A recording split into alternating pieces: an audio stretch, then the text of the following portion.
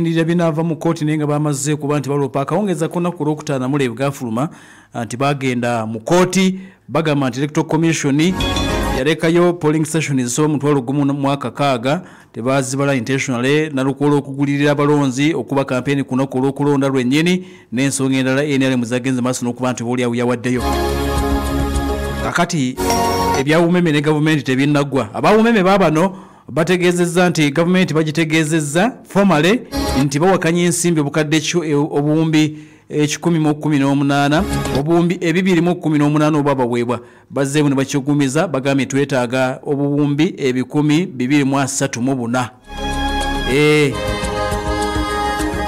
miliyoni 234 ensimbi eza dola era bategeza nti naku 30 singa ziggwako nga tuwabaddewo kukkaanya wakati wabwe ne government of course bagenda kuba baddukira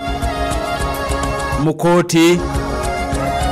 Arbitral Tribunal munda mu ggwanga ettibwa erya Bungereza London kakati mu ndagaano government ya wano gyakola n'ekitongole kino ekyawumeme bwe baali babawa omulimu myaka nga 20 egiyise babategeeza nti bwe tunaaba nga tulemeddwa okukkaanya si kooti za wano tulina kgenda bweru kati mu ndagaano mwekiri nti ensonga za umeme ne government bwe babeera nga bafunye obutakkaanya zirina kgenda bweru wa ggwanga era tebagenda kuwuliza wano ennaku ziri 30 yadde nga ssente baazibawa bagamba tukyabanja twagala miliyoni $234 abawumeme bagenze maaso n'okuba nti baatudde board of directors yatudde ne basalawo ne bagamba nti please mugenda kuba mutusasula oba si kyo tugenda kugenda mu kooti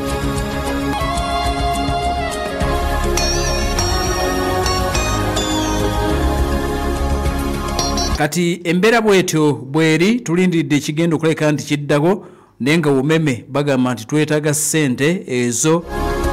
miliyoni $234 ate kunaaba kuwoza balina kgenda kuwoleza Bungereza ekyo nakyo tukitegedde era nga government formally bagitegeezezza nti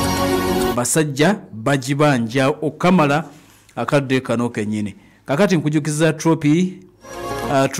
internet banking fuuka corporate ne Tropical Bank internet banking ku mutimbagano yongere okwanguyiza